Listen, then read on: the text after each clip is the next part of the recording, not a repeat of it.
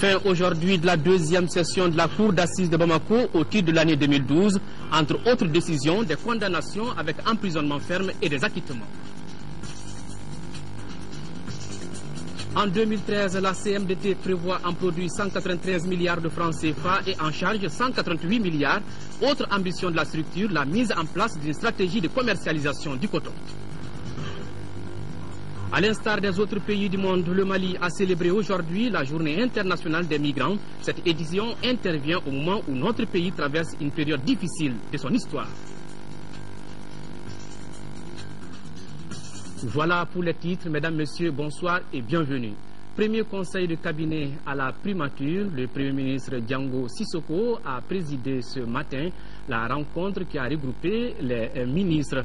Une rencontre pleine d'ambiance, de retrouvailles pour ceux qui faisaient déjà partie de l'ancienne équipe et joie de faire partie du gouvernement pour les ministres entrants. Telle était l'atmosphère qui régnait au début de ce premier conseil ce matin, mais rien n'a filtré de cette rencontre.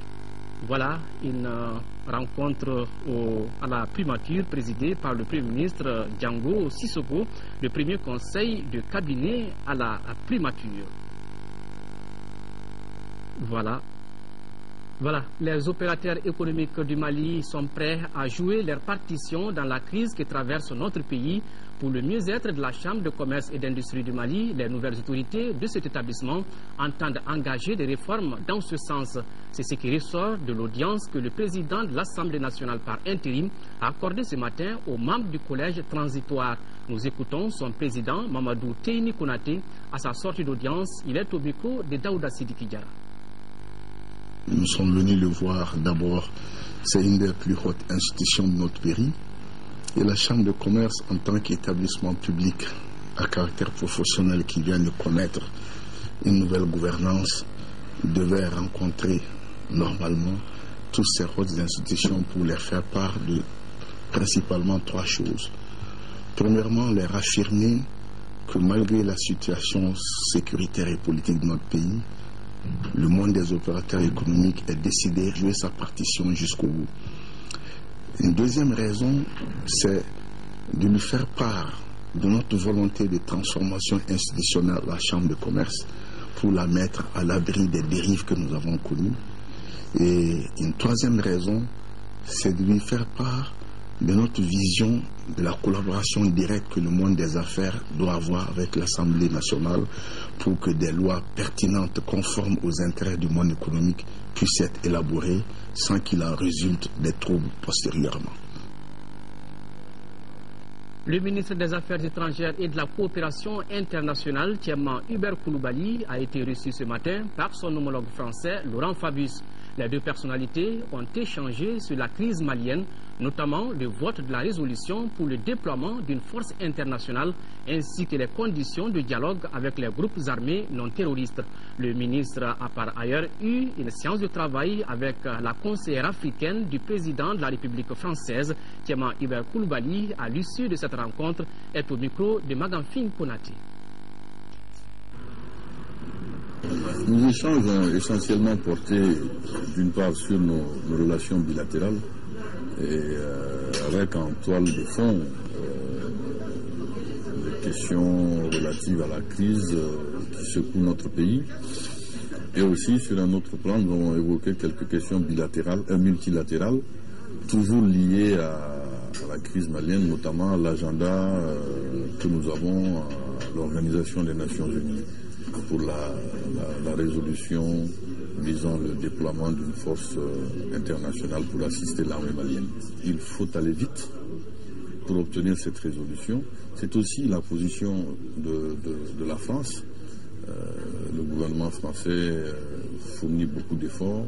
La mission diplomatique de la France qui est à l'ONU et celle du Mali travaillent de manière conjointe et totalement solidaire pour l'obtention rapide de cette résolution. Et au cas où le Mali n'obtient pas cette résolution, qu'est-ce qui va se passer? Est-ce que vous allez décider d'aller en guerre seul ou alors vous allez revenir à la case de négociation? D'abord, le Mali est déjà en guerre. Donc, quand on dit qu'on va décider d'aller en guerre, nous sommes déjà en guerre parce que notre pays a été agressé. Ça, c'est le premier point. Le deuxième point, c'est que nous n'envisageons pas que cette résolution ne soit pas votée. Nous n'envisageons pas cela car simplement, ce ne serait pas logique. Et ce serait aller à contresens de l'histoire. Les Nations Unies ont déjà voté 2 résolutions concernant la situation au Mali. Quelle est la position de la France par rapport à cette négociation avec les groupes armés? Nous avons évoqué cette question avec Monsieur le ministre Laurent Fabius. La France soutient évidemment toute action ayant pour objectif qu'un dialogue intermalien puisse se faire. C'est ce que nous voulons faire aussi. Nous avons dit qu'il faut poser des préalables au dialogue et après engager un dialogue qui éventuellement, s'il est fécond, s'il est équilibré, s'il est responsable et sincère, peut nous amener à discuter de questions relatives au développement et à l'aménagement du territoire pour que toutes les communautés du Mali puissent vivre en harmonie. Cela dit, il faut que ceux avec qui nous allons parler sachent choisir entre le terrorisme et la nation, entre l'extrémisme et la nation, qui choisissent entre le Mali et l'aventure. L'ambassadeur du Royaume d'Espagne au Mali est en fin de mission. Lourdes Melendez Garcia vient de recevoir la médaille d'officier de l'Ordre national du Mali, signalant que le volume de la coopération entre l'Espagne et notre pays a atteint 27,5 milliards pour le programme en cours sur la période 2009-2012. Compte rendu, Moïse Traoré. Au nom du président de la République, la médaille d'officier de l'Ordre national du Mali à titre exceptionnel est remise à Madame l'ambassadeur du Royaume d'Espagne au Mali. Au terme d'un séjour de plus de 4 ans et après avoir vécu les événements de mars 2012, la diplomate considère la crise au Mali comme une opportunité pour rebondir. C'est pour cela que je souhaite que le nouveau gouvernement qui vient d'être nommé pourra rassembler les Maliens, tous les Maliens, et qu'une feuille de route pourra être achevée dans les meilleurs délais. L'Espagne est prête à accompagner le Mali dans l'effort sécuritaire au sein de l'Union européenne à travers la mission d'entraînement des forces armées maliennes approuvée récemment au sein de l'Union européenne. Les secteurs de concentration de la coopération espagnole sont le développement rural, la santé et la formation professionnelle. Des relations hissées à un niveau satisfaisant avec des exemples. L'augmentation du volume de la coopération qui a atteint 27,5 milliards de francs CFA pour la période 2009-2012. Le doublement dans le domaine de l'assistance humanitaire de l'aide apportée par le Royaume d'Espagne à hauteur de 2 millions d'euros. Outre les chefs de représentation diplomatique et d'organisations internationales, 4 membres du gouvernement étaient conviés au déjeuner.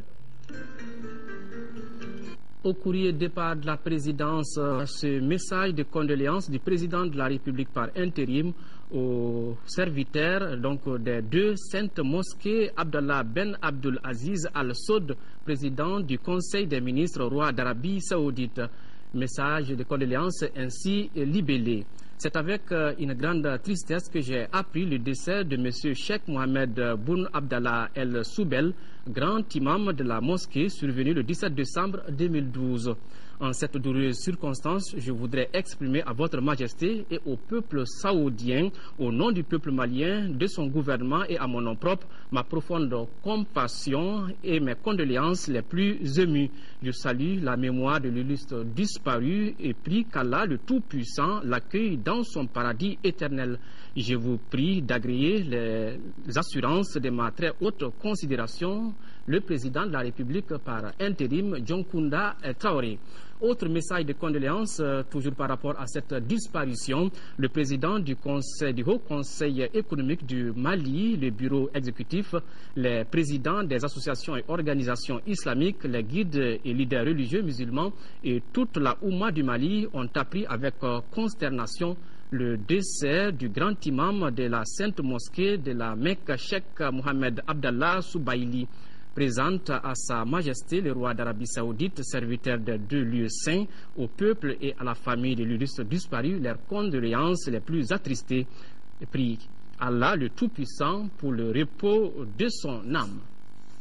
Le président du Conseil économique, social et culturel a rencontré cet après-midi le chargé du programme des Nations Unies pour le développement au Mali.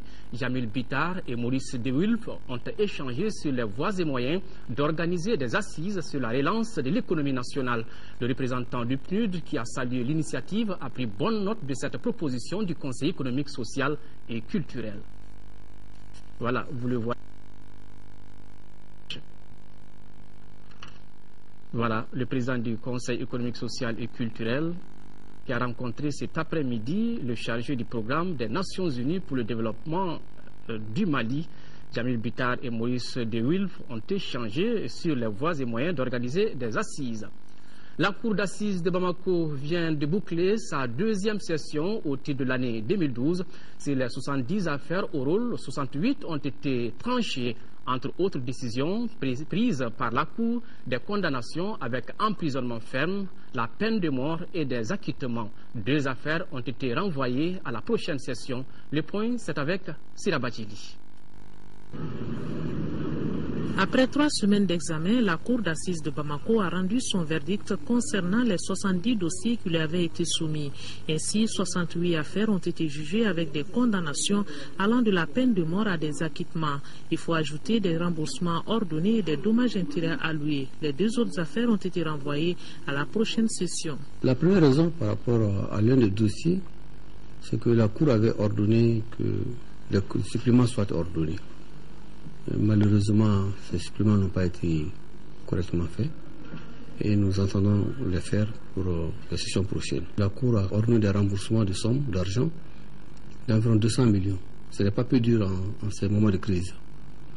Ce n'est pas dire que cet argent va tomber directement dans l'escarcelle de l'État, mais quand même c'est de l'argent dû. Ça veut dire que c'est quand même assez important. Parmi les décisions de la Cour d'assises, celle qui a retenu l'attention est bien la peine de mort. Les avocats sont revenus sur cette question et estiment qu'elle doit être rangée dans les archives judiciaires. Malheureusement, il y a eu 4 condamnations à mort. Comme le disait tantôt le représentant du barreau, au moment où on se bat pour qu'on supprime la peine de mort, c'est un débat dans notre pays, où des moratoires sont ordonnés dans d'autres pays.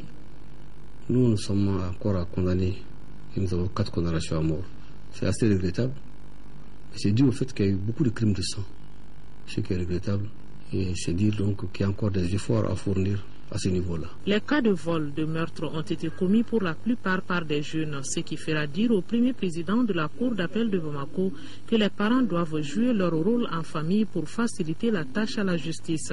Justice qui a les tiroirs remplis chaque année de ces cas d'infraction et c'est pourquoi la Cour d'assises prévoit pour 2013 6 sessions au lieu de 4.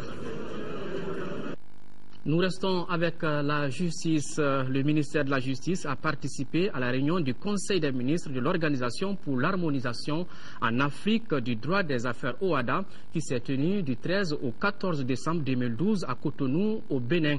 Le Conseil des ministres de l'OHADA a procédé à la nomination de notre compatriote M. Boubacar Sidiki Diarra, magistrat conseiller technique au ministère de la Justice en qualité de directeur des affaires juridiques, de la documentation et de la communication de l'OHADA après un appel international à candidature. Notre pays vient d'être honoré par cette désignation qui démontre la qualité des ressources humaines de notre pays et la responsabilité dont il continue à jouer sur le plan international. Ouverture ce matin de la 71e session du conseil d'administration de la CMDT Holding. L'exercice, qui est purement budgétaire, prévoit pour 2013 un produit 193 milliards de francs CFA et en charge 188 milliards. La session permettra aussi de peaufiner la stratégie de la bonne commercialisation du coton produit et fera la même occasion le point des activités de la 70e session tenue le 12 juin dernier. Reportage Modibo Mariko. Une session toute particulière que les administrateurs de la CMDT Holding placent sous les signes de la croissance retrouvée. La bonne production du coton est au rendez-vous et pourrait même battre des records cette année comparé à la campagne écoulée. En produits, globalement, nous sommes aujourd'hui à 193 milliards de produits total pour 188 milliards de charges totales. Donc c'est une session qui sera bouclée avec un résultat net positif de 5 milliards pour la compagnie, 5 milliards comparé à l'année dernière, c'était 7 milliards. Bon, la différence est essentiellement due au cours. Après l'embellie, le défi qui se pose est celui de la réussite de la commercialisation. Un défi dont les responsables ont pris la mesure déjà en posant quelques actes. Nous avons passé plus de 135 000 tonnes de coton-graine, donc largement au-delà de nos objectifs, et le paiement coton a parfaitement démarré dans la zone aujourd'hui. Nous avons payé plus de 15 milliards de francs CFA. Bon, donc c'est un paiement qui dépasse toutes nos attentes. Je pense qu'aujourd'hui, sur l'ensemble de la zone, la campagne a parfaitement démarré. Si le budget de produits et de charges dégage bien sûr 5 milliards de résultats, nous avons prévu aussi un vaste volet d'investissement pour plus de 2 milliards 6 avec comme objectif de renforcer notre parc industriel. Pour la campagne 2013-2014 déjà, nous sommes en plein préparatif. Les intrants pour cette campagne sont en train d'être livrés et l'objectif pour nous va être un minimum de 500 000 tonnes, sinon plus. Seul nuage dans un ciel éclairci, les cours du coton sur le marché international qui connaît une baisse. Pas d'inquiétude nous rassure les PDG. Les dispositions prises permettront de générer 8 milliards de francs CFA de bénéfices, des sommes qui, une fois investies, placeront les géants cotonniers définitivement sur orbite pour la campagne 2013-2014. Sur un tout autre plan, la communauté internationale a fêté aujourd'hui, 18 décembre, la journée internationale des migrants. Instituée par les Nations Unies, la journée vise à promouvoir les droits des personnes déplacées. Cette édition intervient au moment où notre pays traverse une période difficile de son histoire avec l'occupation des régions du Nord, une édition qui a pour thème migration forcée et droits de l'homme, quelle protection et assistance pour les réfugiés et les personnes déplacées. Reportage Adama Kodjo. Depuis janvier 2012, notre pays est victime d'une agression sans précédent perpétrée par des groupes armés. Cette situation a amené des milliers de personnes à quitter les septentrions maliens, d'où la particularité de la célébration de cette journée instituée en décembre 2000 par les Nations Unies. Il s'agira pour chacun de nous de promouvoir au courant de cette journée l'assistance et la protection à l'endroit de nos compatriotes réfugiés dans les pays voisins et les déplacés à l'intérieur du pays. Placé sous les signes de la paix retrouvée et de l'unité du pays, le thème retenu pour cette année est « Migration forcée et droits de l'homme, quelle protection et assistance pour les réfugiés et les personnes déplacées ?» Pour le conférencier, l'État a consenti beaucoup d'efforts afin d'aider les déplacés. Et il faut en fait également que le nouveau gouvernement qui vient donc d'être mis en place effectivement prennent en charge la mise en œuvre de ces droits. Et c'est pour cette raison que lors de la conférence ici, nous avons estimé que le budget 2013 doit effectivement tenir compte de ces nouvelles situations. Le conférencier a regretté l'ignorance des textes relatifs aux droits des déplacés par bon nombre de personnes. Les questions de l'assistance ont surtout porté sur l'application des conventions liées à la protection des femmes et des enfants lors des conflits armés et les conditions de vie des déplacés. Auparavant, la troupe d'eau avait présenté un sketch pour déplorer les conditions de vie difficiles de ces déplacés. Série de passations de services dans plusieurs départements ministériels au ministère de l'Énergie et de l'Eau entre le sortant Alpha Bokar Nafo et le nouveau ministre Makanliou Tunkara. Même cérémonie au ministère du Logement, des Affaires foncières et de l'Urbanisme entre Diallo Fadima Touré et David Sagara, le nouveau ministre de ce département. Passation de service également au ministère de l'Éducation, de l'Alphabétisation et des Langues nationales entre Adama Ouane, le ministre sortant, et Bokar Moussa Diarra, précédemment ministre de la Promotion des langues nationales et de l'instruction civique. Le Forum pour un autre Mali, Forum en partenariat avec Red Africa et le Centre Amadou Ampateba, a mis à profit la Journée mondiale des migrants pour procéder aujourd'hui à la clôture de la 7e édition de Migrance 2012. Cette édition s'inscrit dans un contexte de crise économique, financière, institutionnelle, politique, humanitaire et sécuritaire sans précédent au Mali. Elle vise entre autres à cerner le lien entre les retours forcés des travailleurs émigrés dans le cadre de la transition en cours. Agibou Koulibaly. Le Mali est un pays de vieille tradition migratoire. Les mouvements observés concernent tous les continents, Mais depuis 2005, le Mali est confronté aux conséquences désastreuses des migrations irrégulières. Face à cette situation, le Forum pour un autre Mali et ses partenaires ont initié cette 7e édition des Migrances pour informer et sensibiliser les populations sur les risques de la migration irrégulière. Si nous regardons de près, l'immigration est l'une des premières expressions de la faillite du modèle des politiques économiques que nous avons mis en œuvre. Cette faillite s'est traduite par le chômage. Depuis la décennie 80, aucune famille malienne n'a été épargnée par le chômage chronique, endémique. L'immigration, suivant le point de vue où on se place, fait partie à la fois du problème et des solutions. Il faut résoudre effectivement des problèmes ici, des problèmes au nord aussi, et que le fait de partir, de migrer ne soit plus une telle horreur et puis pose autant de problèmes à l'arrivée. Au cours de cette journée, plusieurs victimes de comportements racistes, d'exactions et d'atrocités liées à la guerre en Libye ont témoigné sur les conditions pénibles de leur retour forcé et de l'extrême difficulté de leur réinsertion au Mali. Ce que nous, on a vécu, on le sait, ça a été une expérience, mais ça a été une expérience pour nous. C'est-à-dire, la solution n'est pas là-bas. Il faut qu'on se mette avec la solution, c'est chez nous. Les solutions aux problèmes posés par la migration irrégulière ne résident pas uniquement dans les campagnes de sensibilisation sur les risques encourus par les migrants. Ces campagnes doivent être accompagnées par des projets de développement des zones de départ des migrants et par une politique d'ouverture de la part de nos partenaires du Nord et la création d'opportunités de travail pour les Maliens. La migration ailleurs en Afrique, à l'instar des autres pays du monde, le Sénégal a célébré également le 18 décembre la journée internationale des migrants. Dans le pays de la Teranga, le rêve de l'Europe continue d'habiter de nombreux jeunes. El Hadj Diaw, 23 ans, est originaire de Kaolack au centre-ouest du Sénégal, à près de 190 km de Dakar. Il travaille comme mareyeur depuis 6 ans au quai de pêche de Yarar, un quartier de la périphérie de la capitale sénégalaise. À ses heures perdues, El Hadj retrouve ses collègues pour des discussions parfois passionnées sur l'émigration clandestine. Nombreux parmi ces jeunes ont frôlé la mort en tentant de rejoindre les côtes européennes. Nous savons que c'est dangereux, et même très dangereux. Il peut arriver que la pirogue se fissure au beau milieu de la mer et beaucoup de gens perdent leur vie. Certains sont traumatisés à jamais parce qu'ils ont vécu en mer. Même s'ils échappent à la mort, ils gardent des séquelles. Mais notre objectif reste d'atteindre l'Europe. Malgré les risques qu'il encourt, El Hadj est déterminé à prendre les embarcations de fortune pour allier l'Europe. Pour faire ces voyages de la mort, il est prêt à payer entre 400 et 600 000 francs CFA, soit 2 à 3 fois le salaire d'un agent de la fonction publique par personne, au profit des passeurs sans scrupules. Nous sommes certains que la réussite sociale et économique se trouve en Europe. Nous travaillons depuis plusieurs années ici sans aucun résultat.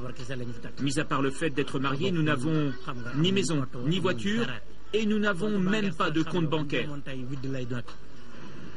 Selon l'association Horizon Sans Frontières qui s'active dans la défense, l'intégration et l'orientation des migrants, en 20 ans, il y a eu plus de 15 000 morts en Méditerranée.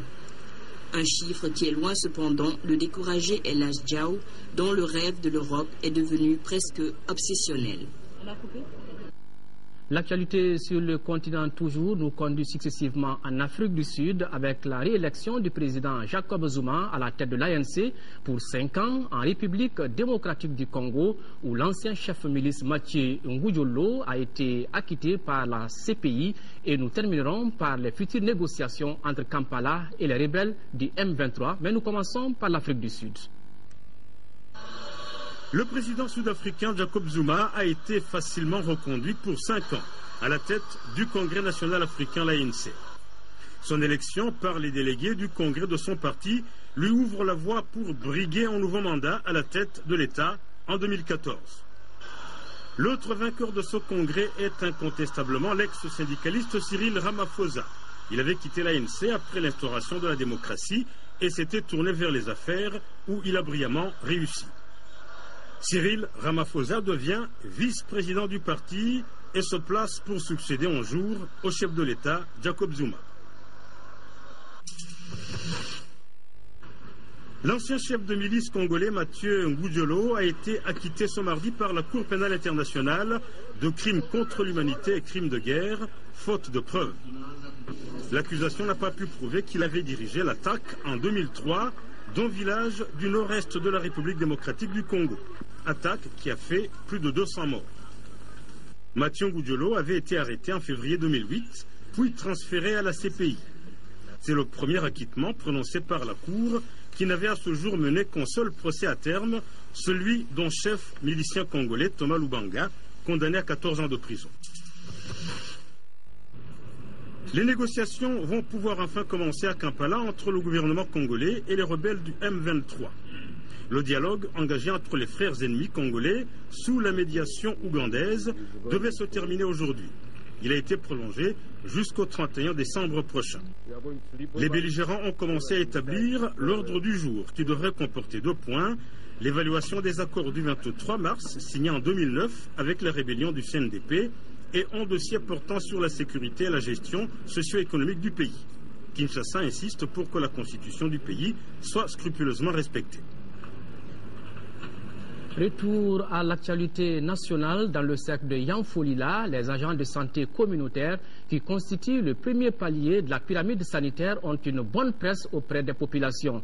Les ASC ont pour rôle de dépister les cas de paludisme simple, de prendre en charge les nouveau-nés et de faire la sensibilisation sur la planification familiale.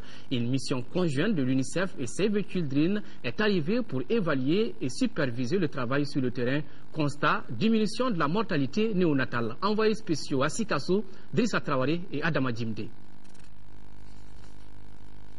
La ville de Selengue en 3e région est une zone de barrage et de riziculture, donc un milieu de paludisme endémique où sévissent également les infections respiratoires aiguës avec leur corollaire de décès d'enfants à bas âge. Pour remédier à cette situation sanitaire déplorable, l'UNICEF et Save the Children ont trouvé un palliatif. Ce n'est autre que la formation, l'entretien et la dotation en médicaments des agents de santé communautaire ASC. Je suis là à soigner les enfants de 0 à 59 mois contre le paludisme simple, la diarrhée, malnutrition modérée et les soins simples au nouveau-né avec des PF aussi. Bon, il y a des kits gratuits. Comme Quartem sont gratis, CSRO aussi sont gratis, mais paracétamol c'est à vente.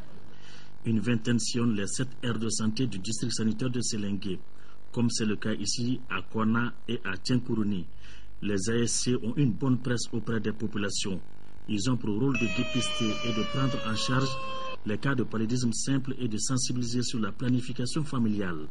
40% des besoins en santé sont couverts par ces derniers à la satisfaction des populations.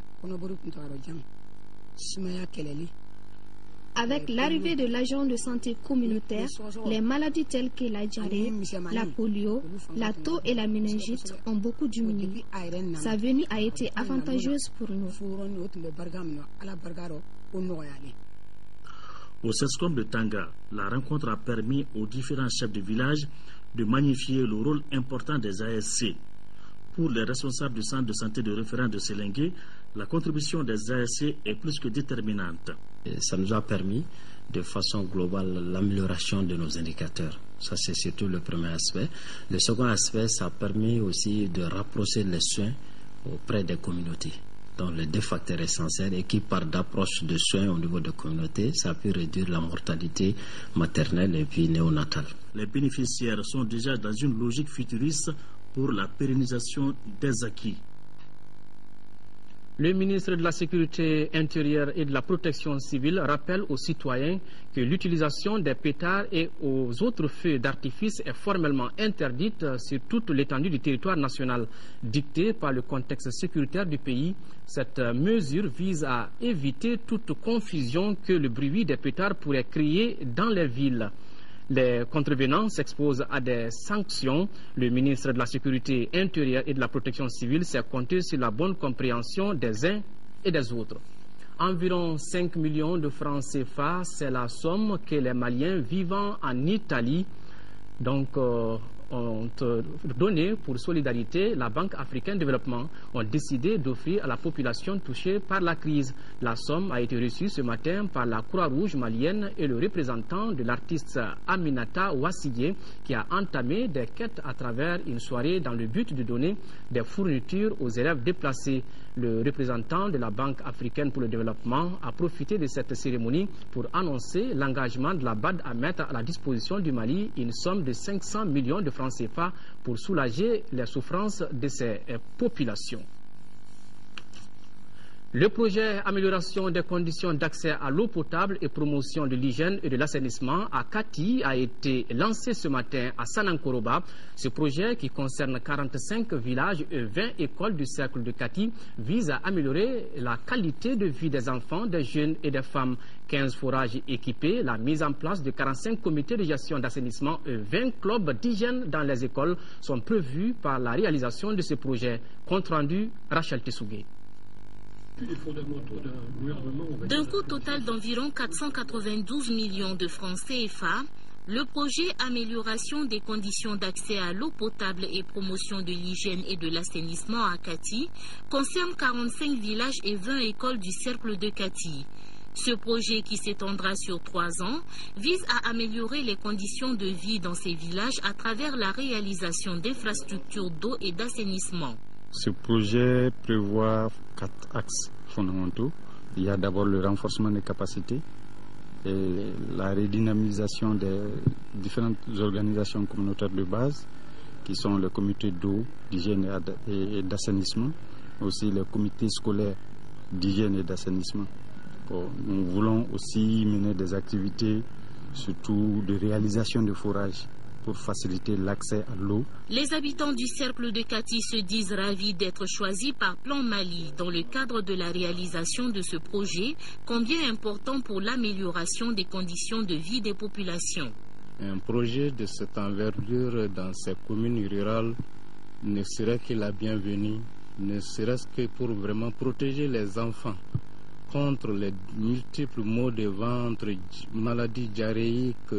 40 comités de gestion d'eau et d'assainissement sont mis en place et 200 membres sont formés sur les techniques de gestion et d'entretien des points d'eau pour la bonne réalisation du projet.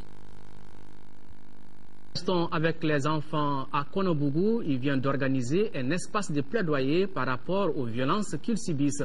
Une initiative soutenue par l'ONG Équipe de recherche et d'appui pour le développement.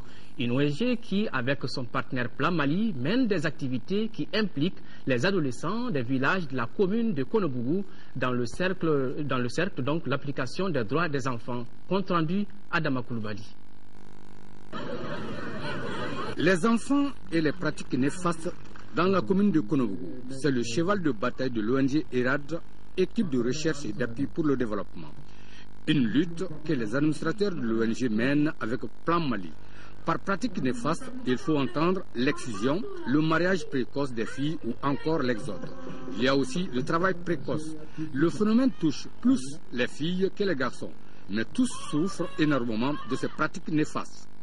Le niveau de connaissance de la population sur le respect des droits de l'enfant dans les cercles de Barouli est de 14%. Cet état de fait est aggravé par la faible implication de ceux qui subissent les violences dans la diffusion des messages les concernant. Pour sensibiliser les parents et tuteurs, l'ONG ERAD et Plan Mali ont initié des sketchs sur ces pratiques néfastes. Animés par les enfants eux-mêmes, ces sketchs ont pointé un doigt accusateur sur le rôle et la responsabilité des parents. Par cette activité, les initiateurs veulent aussi inviter les parents à envoyer leurs enfants à l'école, seul moyen pour leur éviter les pires formes de traitement inhumain. Konobougou est du cercle de Barawili. Le cercle compte plus de 40 villages et ERAD mène ses activités dans 27 de ces villages. Nuit au RTM Sikasso 2012, la salle de spectacle Lamissa Bengali a vibré au rythme de la solidarité. La soirée était dédiée à nos compatriotes des régions vivant sous occupation. Une soirée qui a vu en tout cas les artistes comme Nahawa Doumbia et le parolier du rap Milmo, Daouda Diakité. Édition 2012 de Nuit au RTM, la salle Lamissa Bengali de Sikasso a reçu du beau monde. et ne nuit que la cellule syndicale de Sikasso a placé sous le signe de la solidarité. Une solidarité qui s'impose à tous à un moment où notre pays vit l'une des pages les plus douloureuses de son histoire. Je ne veux plus vivre sous la domination de ces hommes écervelés qui veulent rendre ma religion diabolique. Cette religion que je pratique depuis la nuit des temps.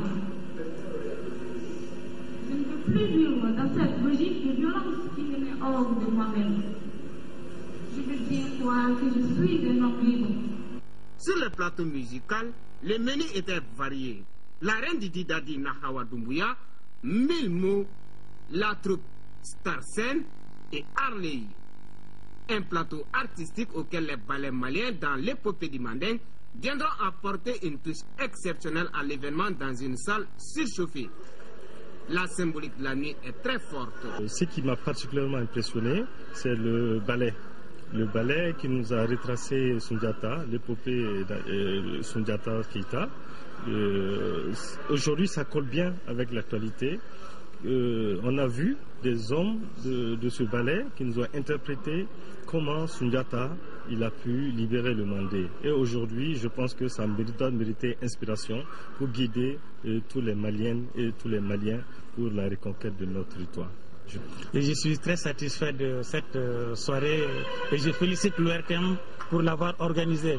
Parce que je dirais même que si cette soirée n'était pas organisée par l'ORTM, elle serait à créer, en tout cas par tous les moyens, pour organiser des soirées comme ça en faveur des déplacés.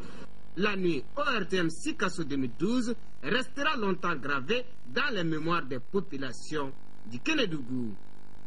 Voilà une belle fête à Sikasso. L'association des ressortissants des régions du nord du Mali résidant à Yélimane a organisé le week-end dernier un concert géant. Les recettes serviront à venir en aide aux déplacés du nord de notre pays vivant à Yélimane.